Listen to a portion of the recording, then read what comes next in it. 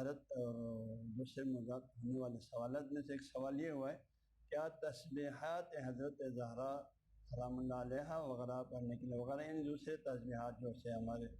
روزانہ پڑھی جانے والے دعوت شریف میں بہت سے تسبیحات ہیں، روزانہ ہزار ہزار کے تسبیحات ہیں، سو سو کی کئی تسبیحات ہیں، تو اس طرح کے تسبیحات وغیرہ خطبہ وغیرہ پڑھنے کے لیے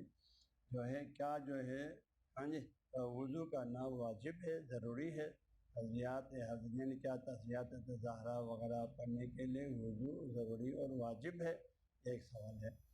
تو اس سوال کا جواب یہ ہے کہ بھئی تسبیحات حضرت زہرا سلام اللہ علیہ وغیرہ اور دوسری تسبیحات پڑھنے کے لیے صرف پڑھنے کے لیے وضو واجب نہیں ہے اس کے لیے، لیکن بہتر اور باعث ثواب ضروری ہے۔ آپ باوضو پڑھیں گے تو اس کا ثواب بہت زیادہ ہے، ہاں جی، اور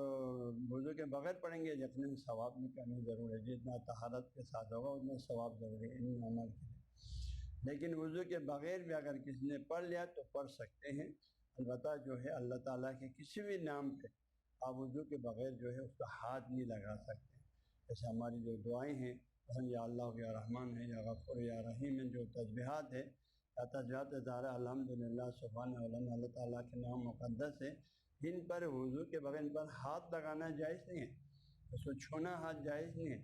لیکن آپ پڑھ سکتے ہیں، زبانی پڑھ سکتے ہیں، لیکن یقینی بات ہے باوضو پڑھیں تو زیادہ ثواب ہے، اس میں کوئی شک شبہ نہیں۔